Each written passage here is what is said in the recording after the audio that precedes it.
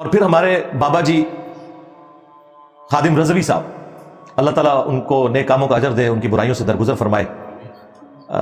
وہ آپ کو پتا ایک بڑا جملہ گلے پھاڑ پھاڑ کے بولا کرتے تھے کہ امام مالک فرماتے ہیں کہ امت مر جائے اگر نبی کی گستاخیاں ہو رہی ہیں اور امت وہ گستاخیاں نہیں روک پا رہی تو بہتر ہے کہ امت مر جائے. امام مالک فرماتے تھے پھر امت زندہ کیوں ہے، پھر مر جائے ساری، پھر مر جائے ساری.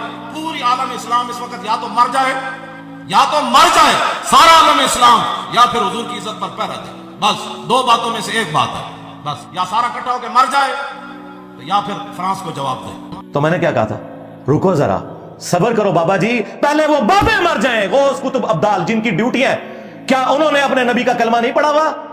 اوے غدارو کدھر ہو؟ یوٹیوب سے ویڈیوز ڈیلیٹ کراؤ، تمہارا پول کھل چکا ہے، تمہارے پلے کوئی شے نہیں ہے، کوئی کچھ نہیں کر سکتا سوائے اللہ کے. اگر یہ کرنے والے ہیں تو نگاہ مار کے ویڈیوز ڈیلیٹ کرائیں نا، انہوں نے نہیں اپنے نبی کا کلمہ پڑھا ہوا. تو میں نے کہا تھا بابا جی امت کو نہ مارے ہیں، امت کے پلے تو کوئی شے نہیں ہے. بابے نگاہیں مارتے تھے، بابے کتنے مر گئے، ریٹائر ہو گئے انجینئر صاحب نے آنے تو بعد. کرو نا ڈیوٹیاں پوریاں. ان بابوں کے بٹ 295C لگنی چاہیے جو اپنے نبی کے خلاف گستاخانہ کھا کے ڈیلیٹ نہیں کروا سک رہے.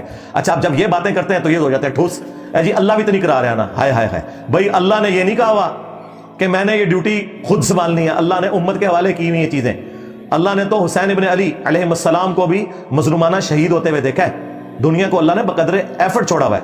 اللہ تعالیٰ نے یزید پلید کے دور کے اندر خانہ کعبہ شریف کی توہین ہوتے دیکھا ہے، مسجد نبوی شریف کی توہین ہوتے ہوئے دیکھا ہے، لیکن دنیا بقدر ایفرٹ ہے. آخرت میں اللہ تعالیٰ پکڑے گا. تمہارا دعویٰ ہے کہ بزرگوں کی ڈیوٹیاں ہیں، اور ڈیوٹی یہ پوری کرتے ہیں کہ اس شہر کے اندر سب سے بہترین چرس، ہیروئن اور نشاور چیزیں ان مزارات پہ ملتی ہیں آپ کو.